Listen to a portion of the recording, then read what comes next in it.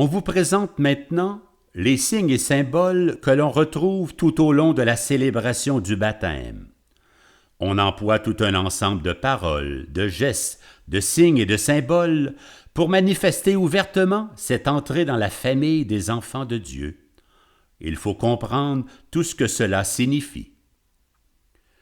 Le signe principal du baptême, c'est l'eau, qui symbolise l'entrée dans la famille de Dieu. Il ne peut être effectué qu'une seule fois dans une vie. C'est ce en quoi le baptême est unique et remarquable. On ne naît qu'une seule fois, on n'est baptisé qu'une seule fois.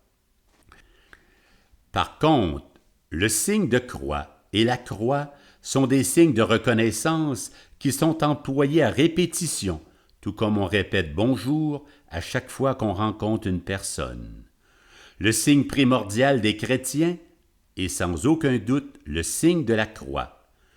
Au baptême, le célébrant va poser ce geste ou ce signe dès le début de la célébration sur le front du futur baptisé. Et ce geste est accompagné d'une parole. La communauté chrétienne t'accueille avec joie. En son nom, je te marque de la croix, le signe du Christ, notre Sauveur. On se rappelle que dès le baptême de Jésus, on a parlé du Père, du Fils et de l'Esprit qui nous accompagnent toujours. On reprend cela à chaque baptême. Au geste posé, on ajoute cette parole, au nom du Père, du Fils et du Saint-Esprit. On retrouve aussi le signe de la parole de Dieu écrite dans les évangiles qui comprend l'histoire de Jésus et ses prédications. On connaît ses paraboles et ses grandes réalisations. Cette parole s'adresse à nous tous et dans son cheminement, le baptisé devra la faire sienne. Cette bonne parole l'interpellera durant toute sa vie. C'est maintenant le temps de l'imposition des mains. Le célébrant étend la main sur la tête du nouveau baptisé. Ce signe témoigne de la prise en charge du nouveau chrétien par l'Esprit et la communauté appelée Église. Non seulement le futur baptisé accueillera toujours cette parole, il ou elle reçoit dès maintenant un nom qui lui est bien spécifique, car chacun est unique aux yeux de ses parents, de sa famille, de sa communauté et de Dieu. Alors, avant de procéder au baptême, le célébrant appelle le futur baptisé par son nom. On arrive au signe spécifique du baptême, l'eau, élément naturel. Cette eau symbolise la nouvelle vie. Le geste du célébrant consiste à verser cette eau à 3 reprises sur le front du baptisé, tout en prononçant les paroles. Je te baptise au nom du Père, au nom du Fils et au nom de l'Esprit Saint. Donc un élément, l'eau. Des gestes. Cette eau est versée et des paroles sont prononcées. Père, Fils, Esprit. Et symboliquement, ce baptême marque l'entrée dans la famille des enfants de Dieu, appelés chrétiens. Le signe suivant est l'onction avec l'huile bénite que l'on appelle Saint-Crème. En soi, c'est de l'huile végétale parfumée, mais cette huile est bénite lors d'une messe spéciale par l'évêque du diocèse.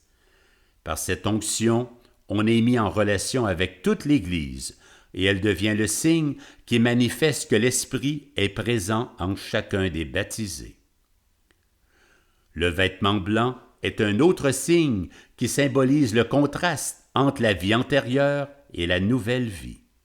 Le blanc signifie la pureté, mais aussi l'alliance. Cette alliance devient signe d'une sorte de noces, de fête d'accueil du nouveau baptisé dans cette grande famille chrétienne.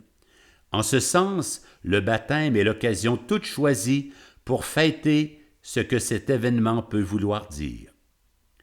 Et pour manifester ce lien de partage de la présence du Christ, on retrouve le cierge pascal. En lui-même, ce cierge témoigne de la résurrection du Christ. Or, pour manifester ce lien entre le Christ et chacun de nous, le parrain en notre nom va allumer un cierge au grand cierge pascal, témoin du Christ ressuscité. Pour se souvenir de ce grand jour, on prend des notes, on tient un registre écrit où l'on retrouve le nom des parents, des parrains-marraines, du célébrant et évidemment le nom que le nouveau baptisé va porter à tous les jours de sa vie. Son nom lui est donné. La mémoire de ce jour est inscrite et c'est un grand jour de fête qui complète la naissance. Chacune a son nom et son nom de lignée. Chacun et chacune a sa fête, un début de nouvelle vie dans la famille chrétienne.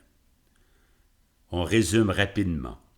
Le signe de croix ou la croix, c'est le signe ordinaire des chrétiens. La parole de Dieu dans les évangiles contient l'histoire de Jésus et elle nous suggère tout un projet de vie. Le baptême dans l'eau est le grand signe de l'entrée dans la famille humaine et chrétienne. L'onction avec l'huile témoigne de la présence de l'Esprit. Le vêtement blanc indique que c'est un temps nouveau, une alliance, un temps de fête. Le cierge pascal rappelle la résurrection du Christ, où chacune va chercher la lumière qui le guide. Et tout cela est conservé dans un registre, et pourquoi pas y ajouter des photos de mines réjouies.